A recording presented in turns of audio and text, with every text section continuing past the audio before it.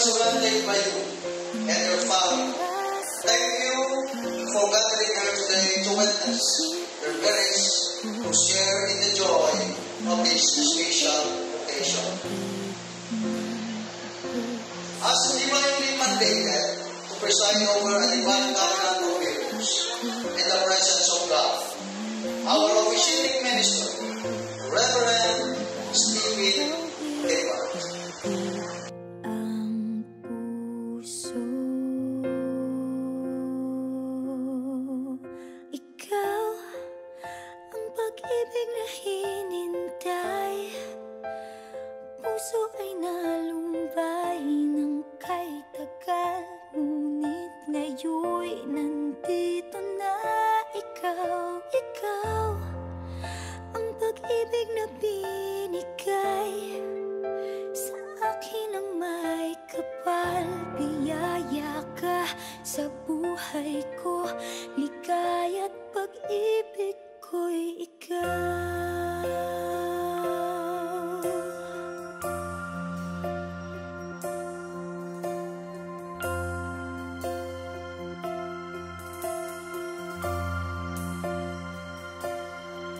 Humihinto sa bawat oras ng tagpo. Dearly beloved, you're all gathered here in the presence of God and His people to affirm and bear witness the sanctification of Jerry and Kenneth in the Holy Estate of Matsukutu. Nag-aalala noon kung may magmamahal sa akin ng tunay. Ikaw ang pag-ibig na hinintay. Puso ay nalumbay ng kay tagal, ngunit ngayon'y nandito na ikaw. Ikaw ang pag-ibig na binigay sa akin ang may kapal. Biyaya ka sa buhay ko, ligaya't pag-ibig ko'y ikaw. At hindi pa ako umibig ng ganito at nasa isip. Jerry, will you affirm to us that Kenneth is your wedded wife, who live together to the law of God in the Holy Estate of matrimony? Will you love him, love her, comfort her, honor and keep her in sickness and in health, and forsaking all others, give only yourself to her for as long as you both shall live? Lapakan na ito na ang ganyan.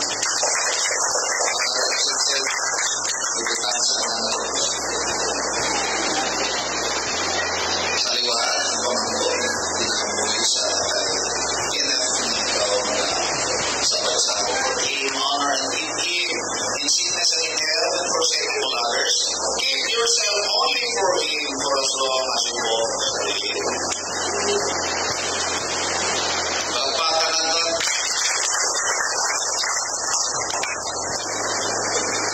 Na-request na ako na naman.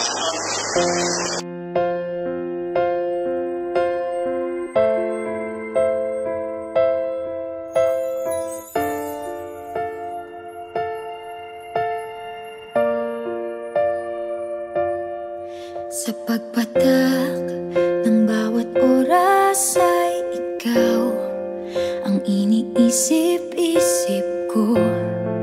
Hindi ko mahinto, pintig ng puso. Ikaw ang pinangarap-ngarap ko, simula ng matanto na balang araw iibig ang puso. Ikaw ang pag-ibig na hinintay. Puso ay nalumbay ng kay tagal, ngunit ngayon'y nandito na ikaw. Ikaw pag-ibig na binigay sa akin ang may kapal. Biyaya ka sa buhay ko, ligaya't pag-ibig ko'y ikaw.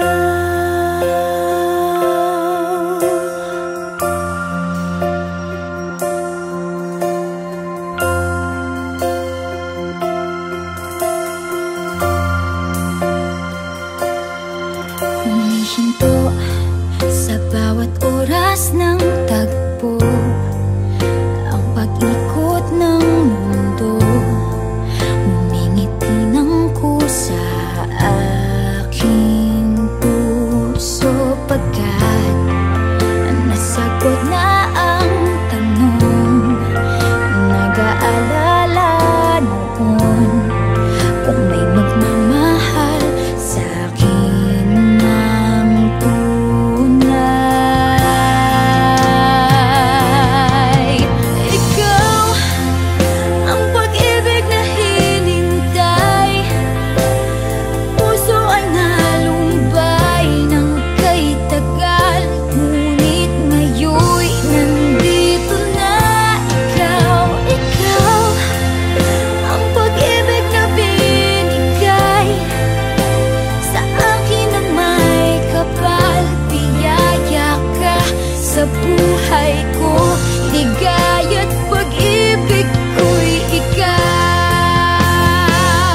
At hindi pa ako umibig ng gantuan. Nasa isip magkasama ka habang buhay. Ikaw ang pag-ibig na hinintay, puso ay nalumbay ng kay tagal, ngunit Ay, may nguto, may buntag sa tanan. Pinapasalamatan ko gali ang among nga ninong kag ninang. Kag sa mga side man sa akong nga family, salamat sa nagadto, sa nagbulig, salamat gid. Kag sa side man sa akong lugaran, salamat po sa inyong wala kay nawang pagsuporta sa akin. Wala na, salamat. Mayong udto sa tanan, ginapasalamatan ko gid kamo tanan nga ara kamo diri karon ang inyong presensya labi na gid sa among mga ninong kag ninang. Above all, thank you Father God kay nahimok kini nga buloto naging successful ang amon nga wedding celebration. Salamat man sa family ni Bonbon nga naghiliog yun gid kamo nga nagbulig sa amon kag sa akong nga pamilya nga nagabiyahe sa layo para lang gid nga makikupod sa amon, makikuban sa amoa nga mag-celebrate sa amon nga big day. Thank you Lord, and God bless us all. ngayon'y nandito na ikaw. Ikaw ang pag-ibig na binigay sa akin ang may kapal. Biyaya ka sa buhay ko, ligaya't pag-ibig ko'y ikaw.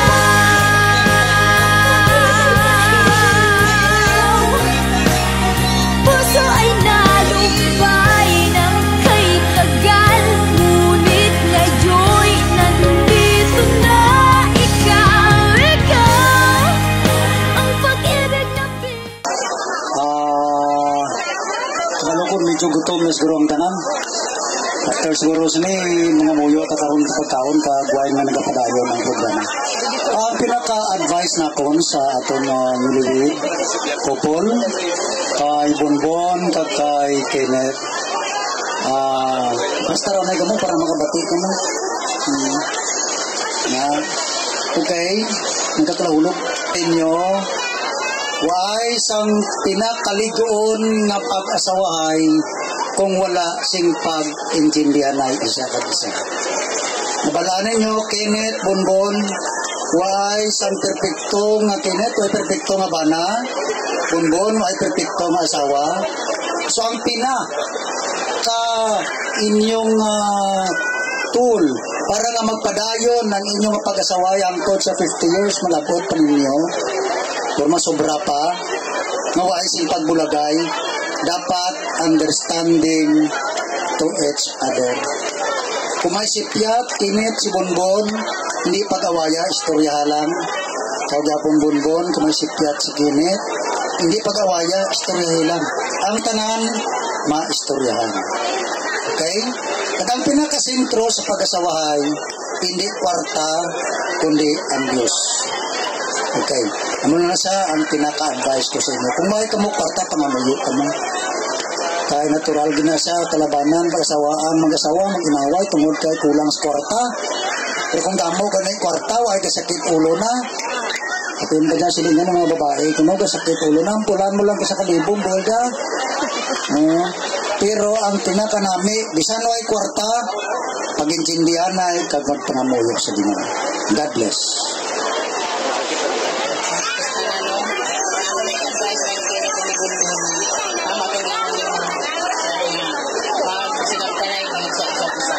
Kung mulai pag sinagsanay, diligid mo ho kayo ang panaguban ng kutsangko. Wala na. So, Kenneth, Ben ang Bonbon, balaan ko mga balik ninyo. Ikaw po, Kenneth, kung anong ang istorya ko sa inyo, mamati ka masapro. Kaya para, ikaw nga bata, bukod mo ikaw nga bata, kay Dugay, ba't kita nagkukbanay? Kaya ikaw man Bonbon, itindihan mo naman si Kenneth. Kaya balaan mo na akong ikaw bata, anak ko ikaw, puot mo ikaw nga bata. Kaya wala din ikasaway si Kenneth sa inyo. Depende kung hindi sa kaulan sa inyo bagay. Pero balaan ko din, nakabilang ka anay, ikaw mo na ito. Ako lang inakarang ko sa lahat. Kaya dako ang akong pagpasalamat diya sa atong buhi nga Dios na iningkap na karon sa kabuntagon nga nag-usa ta gisaksihan nato ang duha ka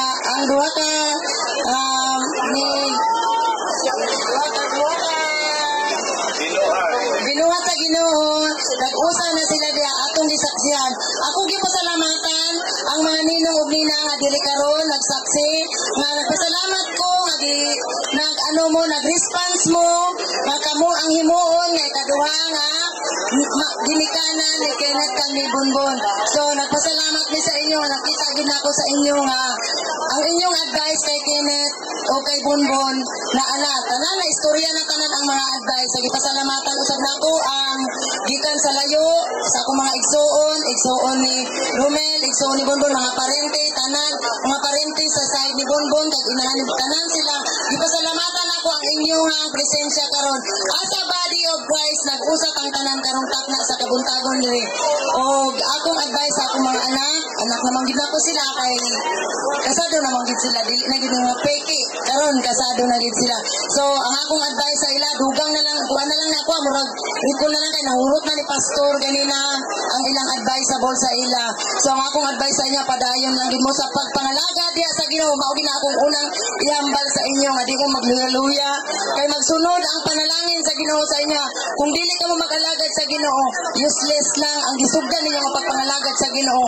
Maputol ang inyong pagpalagad sa Ginoo. Dili ka mo lampos sa inyong kalibutan kung dili ang Ginoo mag-guide sa atong kinabuhi. So dalaygon gid ang Ginoo sa tanan maghimo niya sa kinabuhi ni Kenneth kag ni Bonbon nga hangtod karon so dugay na sila nang ipon. So gipasalamatan din ako sa Ginoo nga sa before nga pa sila nakasal, nakita gid ako ang guide ni Lord, ang proteksyon ni Lord, ang blessing ni Lord nagsunod-sunod. So ayaw na gid na ninyo putla ang panalangin nga gihatag sa Ginoo sa Ginoo. Kupti ninyo pag-ayo ang akong ihatag sa inyo. Kapot mo sa Ginoo, salig mo sa Ginoo ug kinahanglan nga tutok lamang kamo sabay ang pagtuo panalangin sa atong buhi nga Dios. So giday ko ipasalamatan ning takna karon sa kabuntagon. Kung dungog og himaya akong ibalik diya sa atong buhi nga Dios. Pagili na again. Pagalo naman ka kung ano mga pangkamit natin. Dahil na to sa pass na to pass. Muna na langga tayo dito mo kapalugi kayo sa kamu dua di dapa. Katanan nyo paningkamot ko para lang sa inyo. Mga salamat po sa suporta ng gatag sa atin.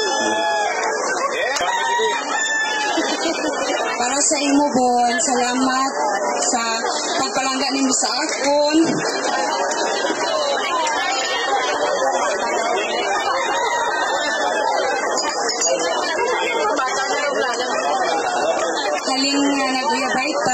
subong, ginabago ang imong pagigugma sa ako, kapagpalangga. Salamat kay naging kadegit ka sa ating nga family, basan sa, hindi man ingon nga hantong naging kay ating edad nga naguyog ka, pero nakita din ako nga nagpakaamahan dyan ka sa ating pamilya.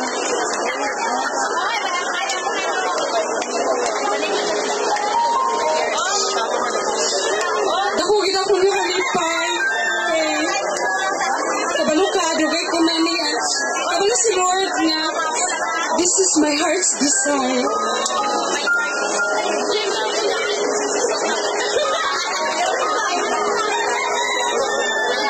Ginapasalamatan po na ako ng Ginoo kay He never failed to His promises sa ako niya kinabuhi.